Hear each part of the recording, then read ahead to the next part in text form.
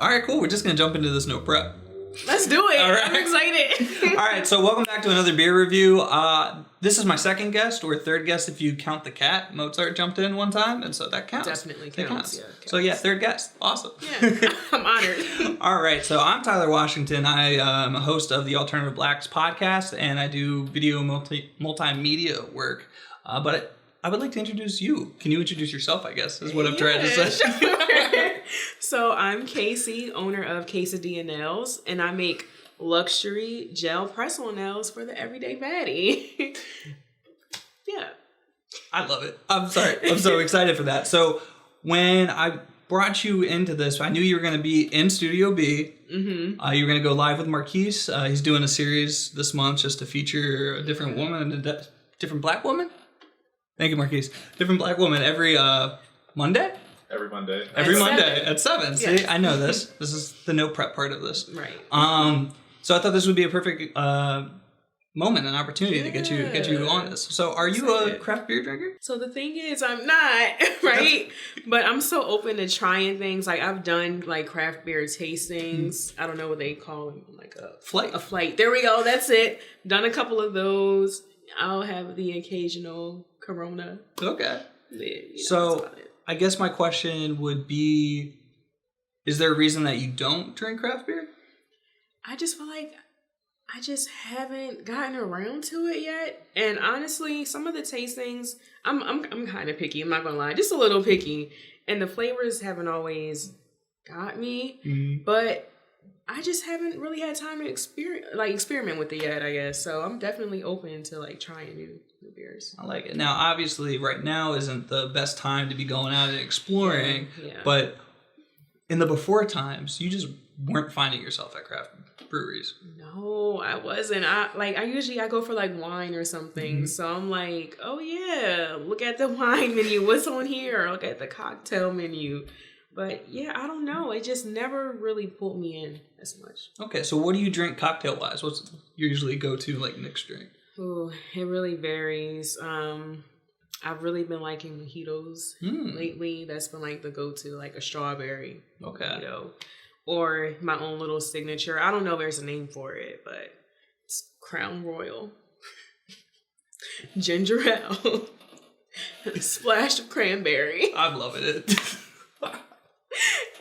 That's the signature go-to. You got to come up with the nail with it.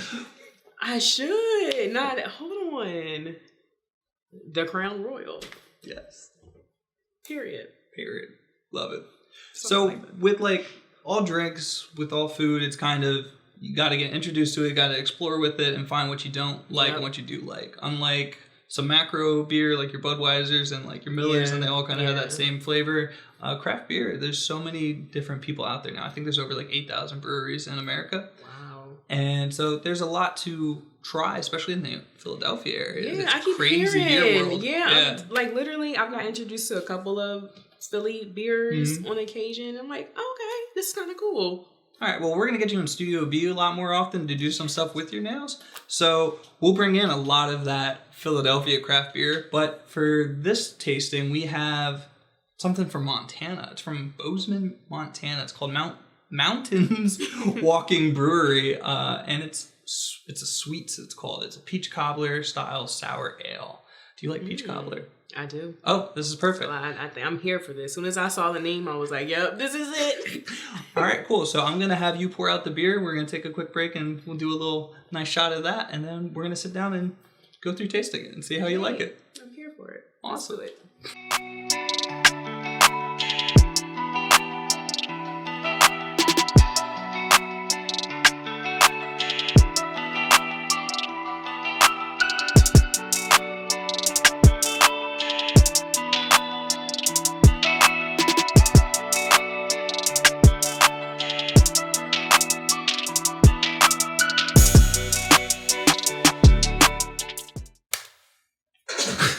Sorry. Oh, you're great.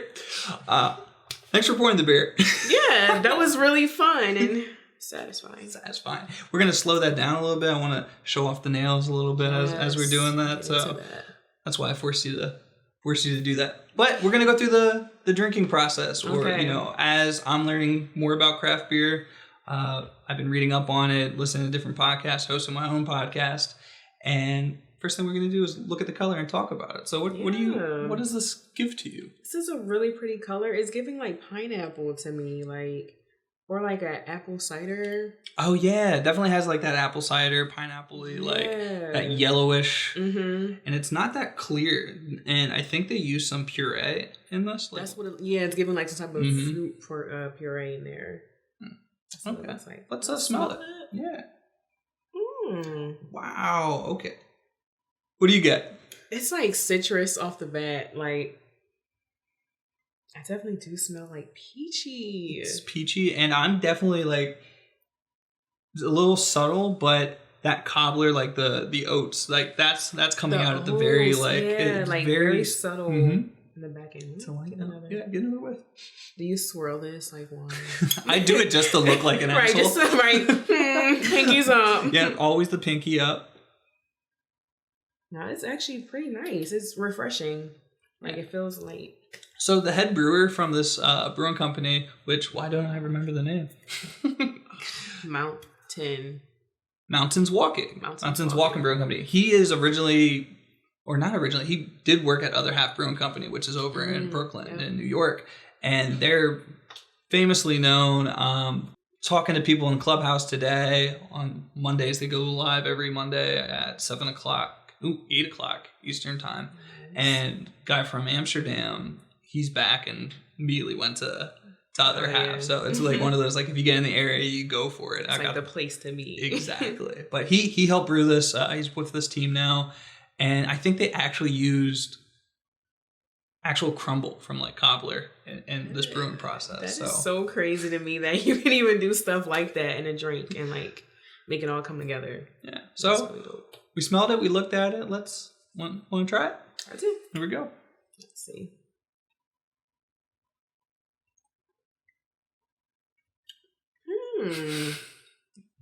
What's your thought? Wow. Okay, it's tart. It's tart, yes. It is very tart.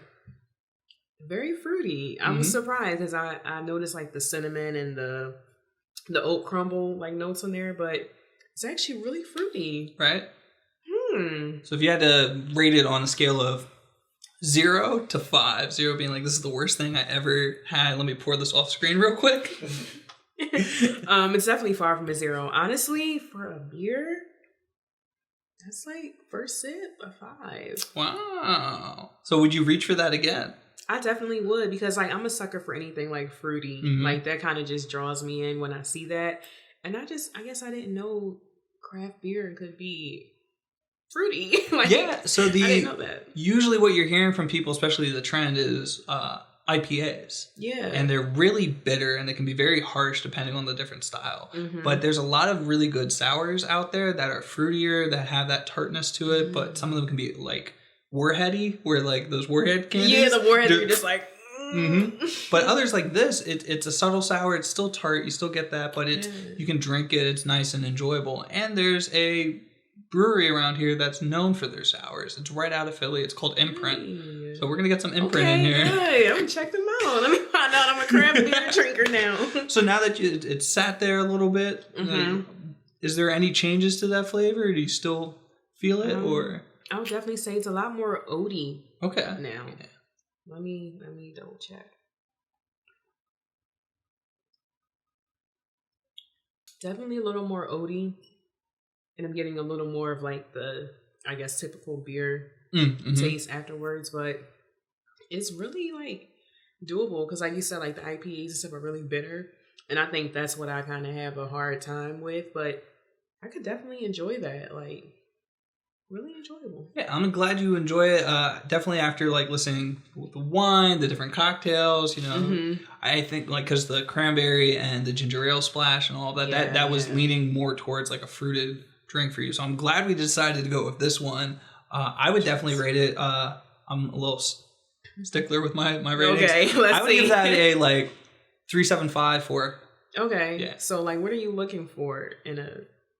Oh, this is really good. I'm not overly crazy about like the thickness that comes out with like the puree style, so it's a little thicker than I'm used to drinking with the beer. Yeah, but other than that, I think it's really well done. I think what they set out to do, they did. And that's why I'm not going to be really like, oh, this is like a 2. But I would reach for it again for sure.